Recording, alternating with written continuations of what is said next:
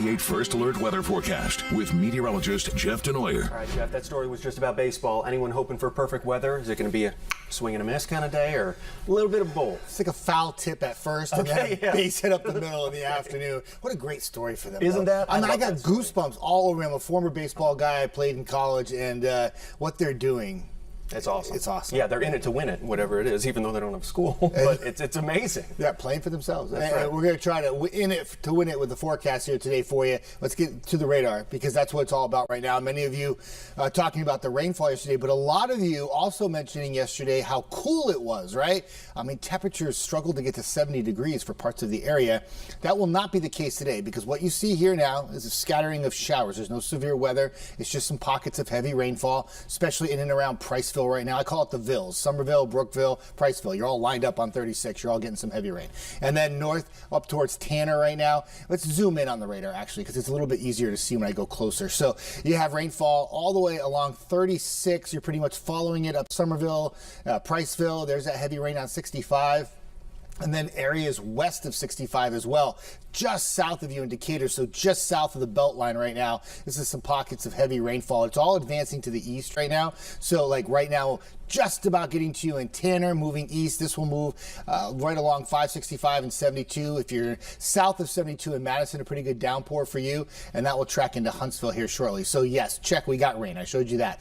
But it's all going to move out pretty quickly.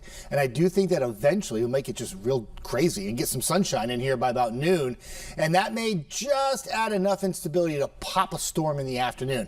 Most locations will not have a storm in the afternoon. So therefore, once you get past this morning rainfall and you avoid that afternoon storm, turns out to be a day 80 plus. It's not that bad, right? Some areas waking up this morning are actually a degree or two warmer than it was all day yesterday. That's crazy, right? Right around 70 degrees.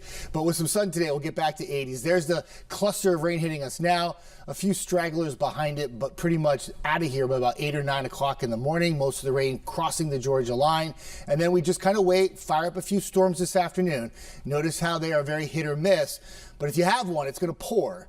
But most locations, I think, will stay dry. Other locations will have to deal with that quick little shower or storm burst. By about 5, 6 o'clock, most of the activity is gone. And then on Monday, we do it again. Pop a few storms in the afternoon. Some of them could be heavy rainmakers, but the coverage will be minimal. And most areas on Monday will stay dry as well. Temperatures once again in the 80s. Any kind of storm activity will fizzle out by sunset, and then we do it again on Tuesday, Wednesday, Thursday. Probably the best chance of rain in the entire 10-day forecast will come during the middle part of the week, especially as we go into Tuesday night into Wednesday. Few lingering storms on Thursday. It will be humid, temperatures in the 80s, and we finally dry things out by Friday.